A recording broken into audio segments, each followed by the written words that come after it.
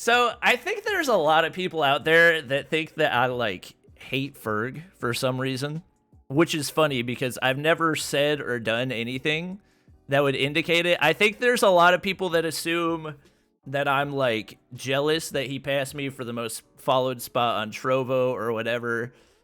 I don't think y'all realize Ferg joining Trovo got me way more followers than anything else that I've ever done. Like, anytime somebody challenges you to like a follower race or a subscriber race, that instantly gives you a huge boost of like momentum. The same thing happened when Hawks and I were in the subscriber race. And honestly, that was just not healthy for me because that was such a long-term thing. And also Hawks doesn't have a wife. He doesn't have a girlfriend. So that's like a huge section of time that he automatically has that I don't have, and I could just not keep up with him. So that worked, but Ferg was like first to 10K, which is like a 2-day race. So it was like, okay, this is a win-win situation, you know? So yeah, I beat Ferg to 10K. Then after I beat Ferg to 10K, he passed me. Everybody's like, oh, Bobby's so salty that Ferg passed him as the most followed streamer on Trovo. You don't get anything for being the most followed streamer on Trovo other than the title. So I don't care. My stream's doing fine. I've known Ferg for a really long time. Like, I don't think people realize all of the biggest COD Mobile YouTubers started in the same spot. Me, Noah, Hawks, Ferg, all started in Rules of Survival. So I've known those guys for at least 2+ years. I can't even remember when Rules of Survival came out. But we've all known each other for a while now. Like, even when Rules of Survival died, we all still talk together about how we were planning for the launch of COD Mobile. Like, we've planned for this for a really long time. And honestly, Ferg probably planned for it better. He was more situated to launch into Call of Duty Mobile because, number one, he used to play Call of Duty all the time, so he has the Call of Duty instincts. That's part of the reason that Noah is so good at Call of Duty is because he used to be like an amateur pro player back in the day, and so he has the Call of Duty instincts that a lot of people just don't have. That just comes from playing the game a lot.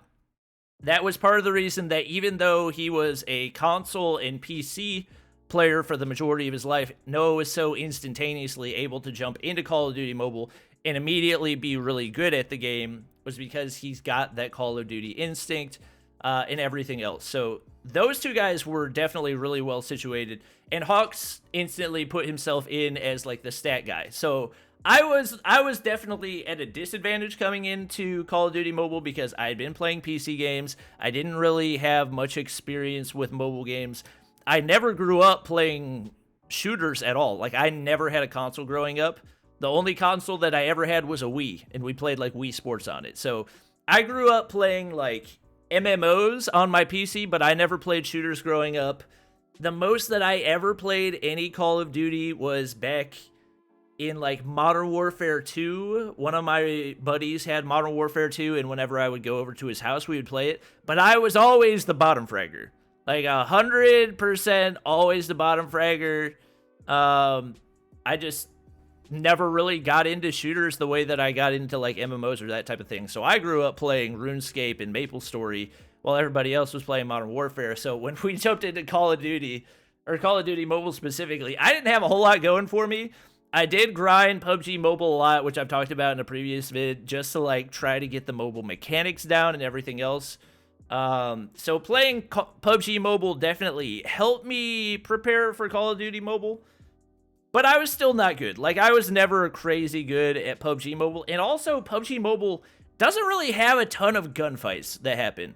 Like, if you play a map on Erangel, or a match on Erangel, you'll probably have, like, maybe 10 to 15 actual gunfights that are happening. It's not a super gunfight-heavy game. It's mostly about, like, strategies and tactics and everything like that. So playing PUBG Mobile gave me like a feel for mobile mechanics, but I still had a lot farther to go than guys like Noah and Ferg and Hawksnest did, because Ferg and Hawks were both mobile pros in Rules of Survival. So they had that. Noah was an amateur pro in Call of Duty. I'm just the guy that wants to make it in Call of Duty, but doesn't really have like a thing. So really the thing that got me into Call of Duty was me getting destroyed by Ferg. Like one of the first videos that I had was I think the one of the first videos I had that hit 100K was I can't stop dying to iFerg, and it was just the thumbnail was a kill feed of iFerg killed Bobby, iFerg killed Bobby, iFerg killed Bobby. And so the first few of my videos that really blew up were ones where I just like randomly queued against Ferg.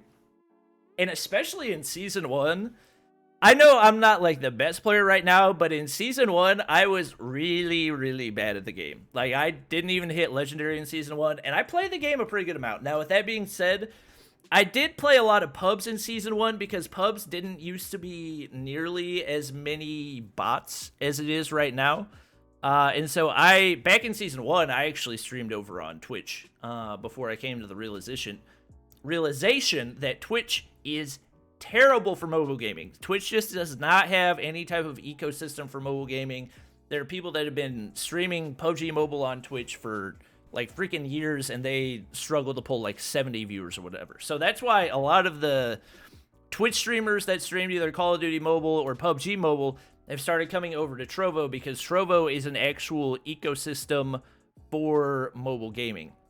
And that's why so many smaller content creators have been able to blow up and get way bigger numbers than they've been able to on Twitch.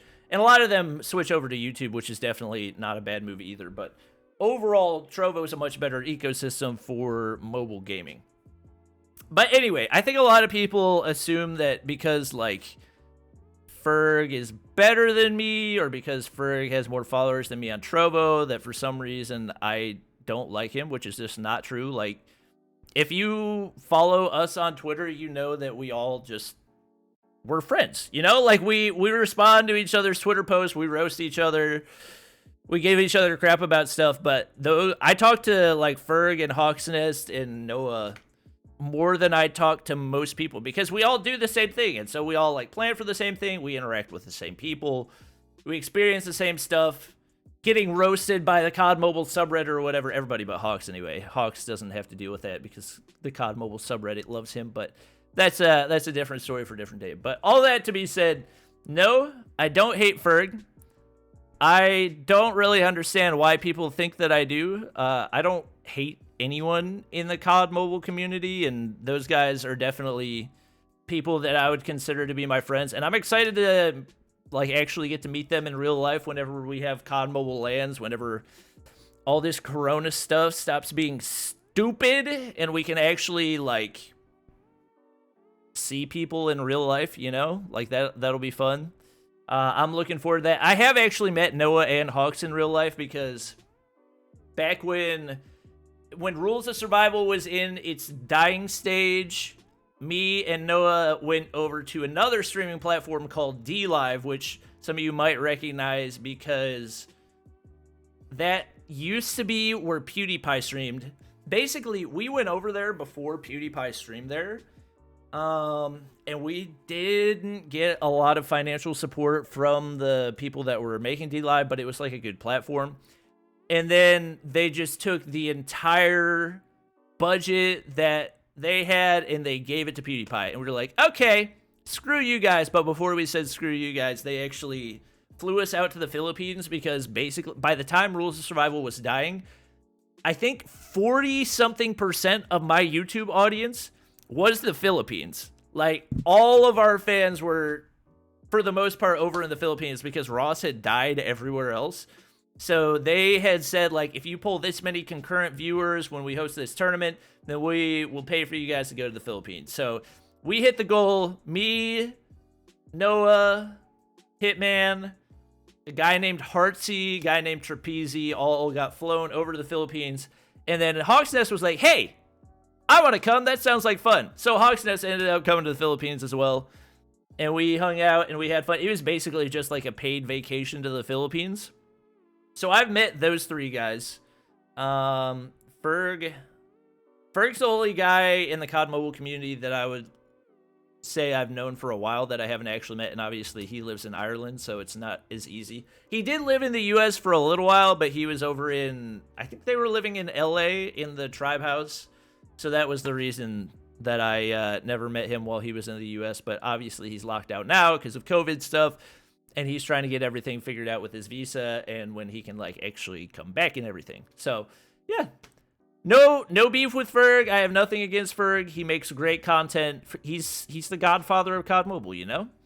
But yeah, that's it for my thoughts on Ferg and any type of beef that people might perceive that we would have.